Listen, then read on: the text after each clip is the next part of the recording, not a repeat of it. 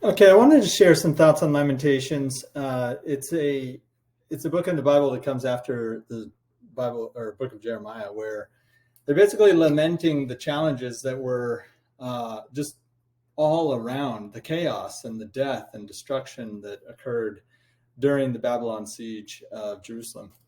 And I'd highly encourage checking out this video by the Bible Project folks. I can give a quick summary in the sense that there's a poet that is writing on behalf of Jeremiah writes this. It's Jeremiah's words, and the interesting thing about it is just the fact that it is a lot of lamentations. I mean, it's everybody um, feeling very down and concerned.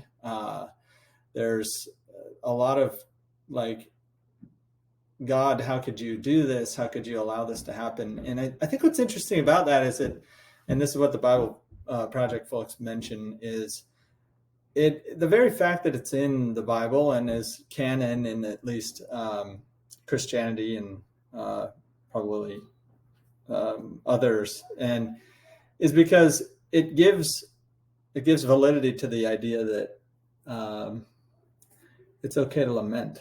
It's okay if things aren't okay, and that you say that, even saying it to the supreme master of the universe, so to speak. So it points out a lot of the concerns, a lot of the just crying, and shows this contrast. Before everyone was happy, now everyone is destitute, and it really ends in this incredible, just poetic way. It's like, have you totally rejected us? And that was it. So in talking through it, basically the story, it goes, Jerusalem is acting as if it's a woman or princess that has become a tributary. No more friends are there to comfort her, and they've all betrayed her, essentially. And really what happened is the people in Jerusalem for a while back had stopped keeping the covenant with God, and then they were sieged by Babylon. And it talks about I runneth down with water, weeping soul is far from me, and distress. It's a very sad book for obvious reasons. They're surrounded by death and destruction. But then there's this symbol or this image in here that I think is really powerful. And it's about this idea of the gates of Jerusalem sinking into the ground, and then the invasion armies from Babylon just overrunning the city almost unencumbered. And I like to think of these gates essentially as, well, you can think of the center of the city as an identity. It's like, here's who we are as a city, and we need to protect it. So we protect it by building these gates and having these watchmen on the tower that look over the gates and look at the approaching enemies and warn us. And the gates you could think of almost as covenants, the covenants that they had with God and with each other. And this image of that Jeremiah in Lamentations talks about, it's as if the gates just sunk straight into the ground. I think that's really fascinating because the ground is the lower part of life. It's like, it's as if the covenants have been erased, or like not even erased is not the right word. They've been submerged into the lower, into earthly things, and that's allowed the world, these invading armies and forces, to encroach and destroy. And this could be thought of as a whole series, along a whole series of analogies. Obviously, it's a city, but it could also be any social group that coheres via some shared set of principles and values. And anytime those values become eroded or destroyed, it enables invading forces or these outside forces to take control. And that's just true in all of life. There's this sense where Even as an individual, we have an identity.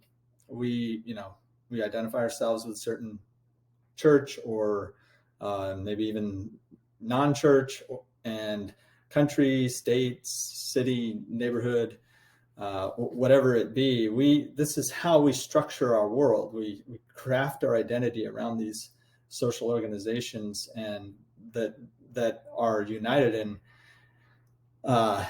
toward this ideal and these principles. And even this is the same with companies. Companies establish values because it creates walls around the company, the identity. What does this company mean? Well, our identity is baked into these values that we hold dear. And obviously, if and there's constant outside forces trying to destroy those ideals. So, in the sense of Jerusalem and this identity, when those covenants cease to be relied upon or used, it sinks the gate into the ground, and the Babylonian armies invade.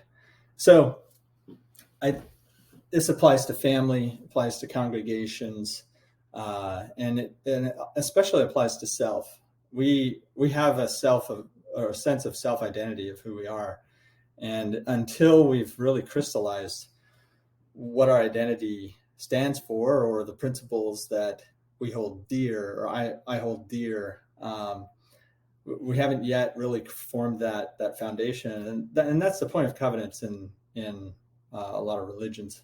So, and especially in our religion, we make these covenants to solidify ideals. And in Christianity, that ideal is Christ. So we essentially bind ourselves to this concept that we want to be identified with Christ, and therefore we're going to make all the decisions, ideally, in our life based on that identity. And that's the whole point of the sacrament and the Eucharist, that we're trying to make our identity one with Christ's identity.